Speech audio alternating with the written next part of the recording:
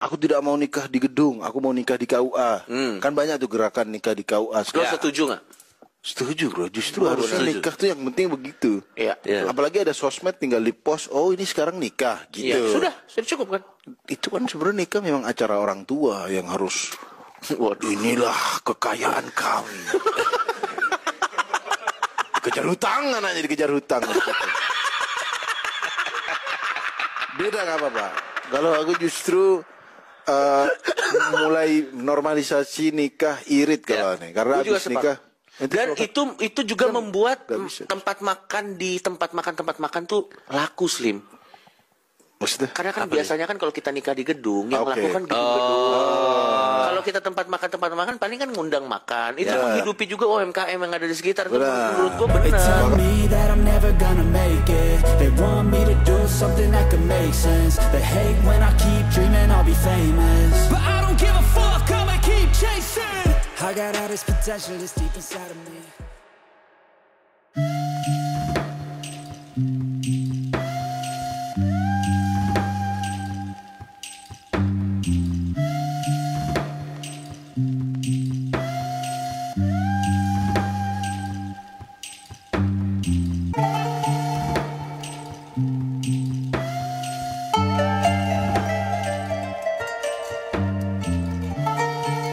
Balik mana nang konten Jawa on the spot demi generasi sing Jawa nih, friend ketemu mana mbak aku Karim Sujatmiko. Dan sekarang posisi harusnya saat ini tayang kita ada di bulan Julijah. Nah ini bulan-bulannya wake event cuy, kon pasti ono wong rabi, ono wong dodol wedhus, ono wedhus mlebu nang wong rabi, kuwes pokoknya. Dan kan pasti bingung golek dalan kan, lewat dalan utama ditutup, mlebu dalan alternatif ditutup pisan, akhirnya mlebu omahe wong nginep nang kono ngekos. Pasti akan jadi pertanyaan gawe awakmu kabeh. Apa maneh sing rantau atau awakmu sing suwe nang Jawa, suwe nang Surabaya, tapi tetap muncul pertanyaan, apa ya lek bulan haji, bulan bodo iku mesti wake event, terutama nang Julijah iki. Dan kenapa selalu acara-acara yang sifatnya sebenarnya adalah tradisional Jawa itu dikaitkan dengan tanggalan-tanggalan atau kalender Islam? Kenapa kok banyak yang mengukur bahkan mirip ya, kalender Islam dengan kalender Jawa itu kurang lebih hampir mirip? Kenapa? Ukurnya dari situ. Kenapa berdasarkan itu? Apa enggak berdasarkan zodiak misalnya? Nek Leo rabine ambek Libra kudu nikahe pas Sagittarius. Engko anake insyaallah gak Gemini. Kenapa nggak kayak gitu? Dan proses dari tradisi pernikahan atau proses tradisional dari acara menikah itu panjang banget. Kon ngerti dewi, aku wis tau rabi, Erik kameramen tau rabi, Surya editor tau rabi, Ucup tok OB sing manuke sik gurung kanggu. Kanggu tapi kayak nguyup tok. Kita akan bahas kenapa tradisi menikah itu prosesnya panjang sekali kalau pakai tradisional Jawa.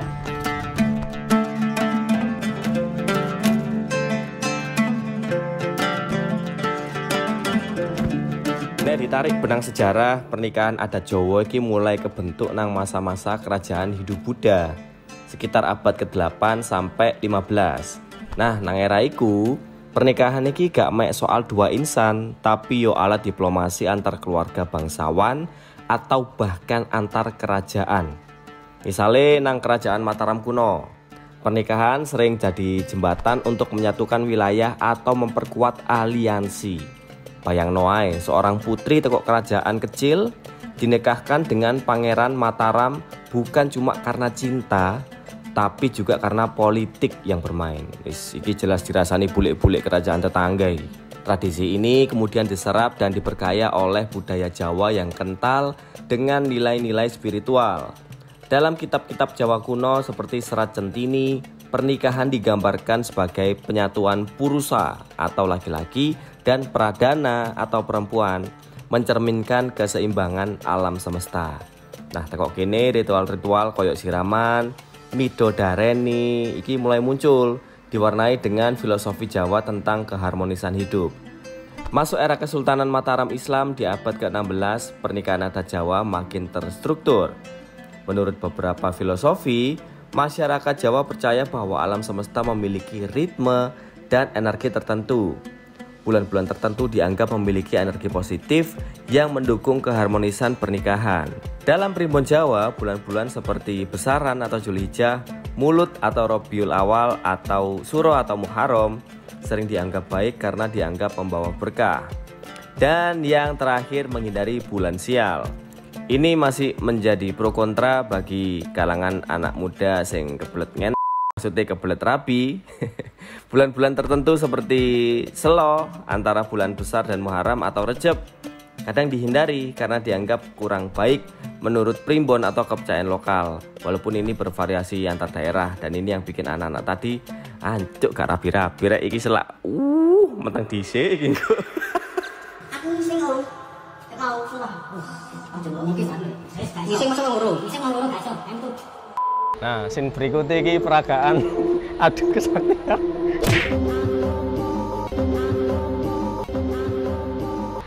Kayak masih ngerti aku lagi kapuk karena ana jamure. Gak, aku sik durung ngene soalnya timbangane tanganku sing dadi lurus lah ngono. Lah, setelah cerita tadi kemudian Islam masuk. Islam masuk bawa pengaruh baru. Tapi bukan berarti mengubah budaya yang lama. Dia gak ngganti adat yang sebelumnya ada, tradisi yang sebelumnya ada, hanya ngeblend. Kalau misalnya syarat Islam, misalnya kita menikah dengan syariat Islam ya, berikutnya tetap ono tuh temu manten, profesi yang sangat sakral. Jadi seolah-olah semiotiknya adalah dia simbolis pertama kali si dua pasangan ini bertemu. Ono masih sak durunge wis ngekos bareng. Tapi tetap kudu ono proses simbolik tersebut. Anggap aja lah. Anggap aja iku sik tas ketemu ngono lho. Seolah-olah bener-bener perdana dipertemukan mereka setelah akad. Sampai lali aku. Asli juk-juk sik tas kepikiran iku mesti ngarakno sing berikutnya lali, Cuk. Bahkan di tradisi menikah dalam syariat Islam dan di Jawa tetap ono janur kuning atau istilahnya tarub, karena iki dari dulu wis ono melambangkan tentang wealth atau kesejahteraan dan juga perlindungan. Jadi Islam itu untuk membaur aja, bukan mengubah tradisi yang sudah ada. Ini ono sing viral lek kon eling, ono pasangan iku menikah tapi mek nang KUA prosesnya. Jadi bener-bener mereka pakai baju sing simple, sing cewek iku pakai gaun kebaya ngono, sing lanang macak koyok wong arep ngelamar kerja. Tapi mereka bahagia, so be it lah. Apapun keputusan mereka, mereka bahagia. Cuman aku ndeloke sing sumpek. Apakah generasi-generasi ke depan itu akan menikah dengan cara yang sesederhana itu? Karena terpapar modernisasi, setelah itu mereka menganggap bahwa tradisi itu tidak penting lagi. Apakah di bulan haji di tahun-tahun mendatang itu nggak akan serame kayak bulan haji sekarang dan sebelum-sebelumnya? Mungkin ya, mungkin. Kenapa kok orang sudah mulai meninggalkan tradisi? Karena mereka, terutama menikah ini, karena mereka nggak ngerti dan tidak mencari tahu sebenarnya maknanya apa. Yang ditangkap sama mereka adalah keribetane, debate karo tantene sing gak urunan ini. Dari situnya mungkin, sehingga mereka memilih cara yang lebih sederhana, yang menurut mereka lebih menguntungkan, lebih oportunistik ngono ya.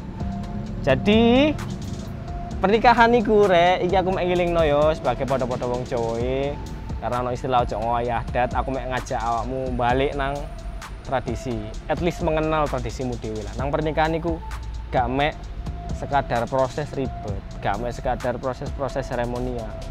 Tapi di dalamnya ada filosofi, di dalamnya ada doa, di dalamnya itu ada keseimbangan antara proses seremonial, proses menerima pasangan, dan harmoni alam.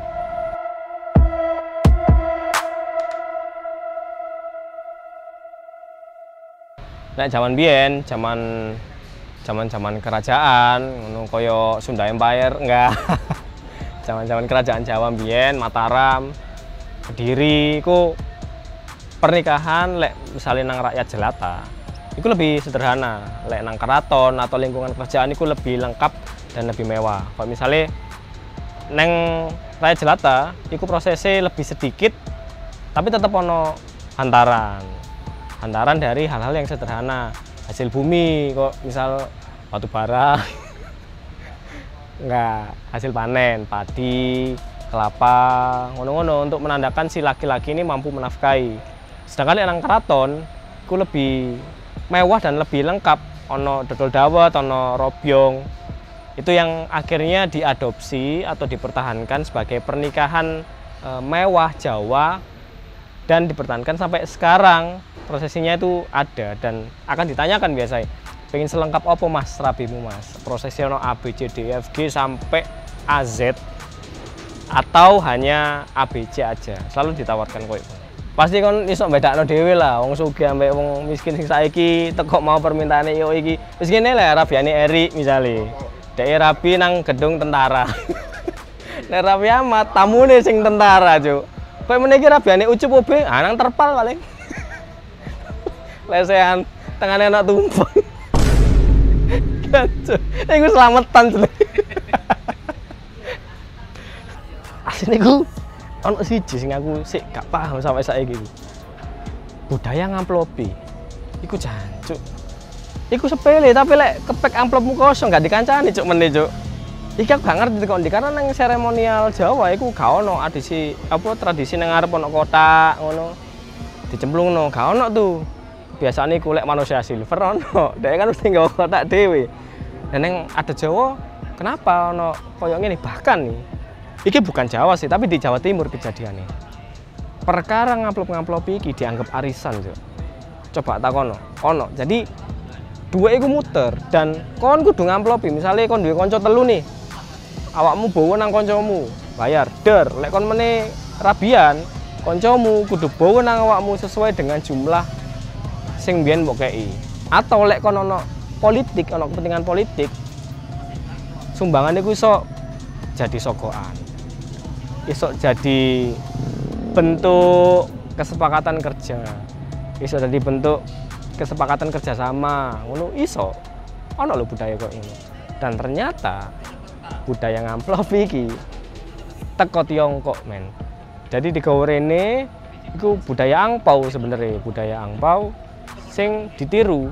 Jadi digawe karo imigran ngono teko rene, TKA iku tenaga kerja asing. Tadi iku teko kono rene Patrick Effendi. Iku nggawa budaya iku, Bro. Akhirnya diadaptasi sebagai salah satu sarana untuk berbagi hadiah, tapi dalam bentuk uang. Paling sing diadaptasi adalah warna amplope. Jadi biyen abang kan lek nang Tiongkok mlebu nang kene nang Indonesia warnanya putih, cek seolah-olah suci. Tapi ya percuma nek isine suci temenan, maksudnya robos sih ono. Amplope tok. Duweke iku angin sampai dibisiki. Iki 100.000. Padahal gak ono anjir. Ya semoga iki tidak bias yo, iki tidak menjadi polemik karena sebenarnya nggak ada. Adanya adalah tradisi untuk memberikan hadiah. Di luar pun sebenarnya ada. Tapi sarana untuk memberikan hadiah, gift. Gift itu ya pemberian. Sing jenenge pemberian atau hadiah ya tidak diatur jumlahnya secara moral. Jadi ojo sambat nek amplop isine 2.500. Gak apa-apa, mungkin dhek nang nggone prasmanan mek sego ambek kuah. Wajar 2.500. Ojo tukaran mergo amplopan rek. Oke?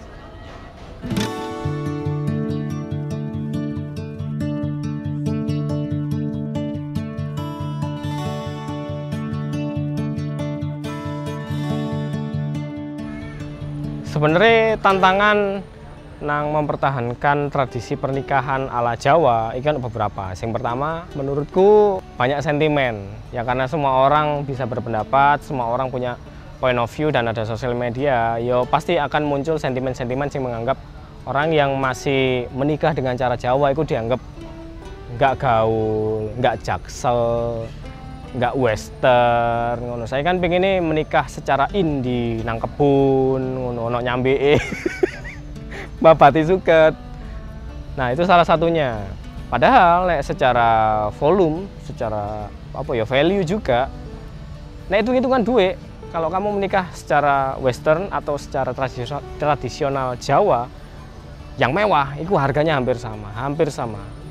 Proses lengkap yo ketemu manten pangge mau terus ono gamelan full, hampir sama. Pernikahan dengan tari-tarian diiringi karo kirap itu hampir sama sebenarnya.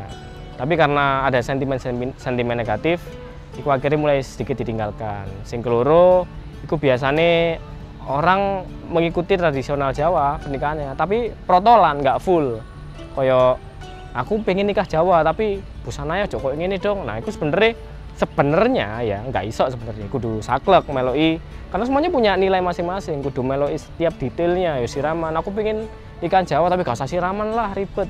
Tapi gak usah make up misalnya, gak mungkin saya ikut tangi turu langsung sah ngono, gak mungkin. Dan yang kedua adalah orang menganggap ritual pernikahan atau seremonial pernikahan itu tidak penting lagi.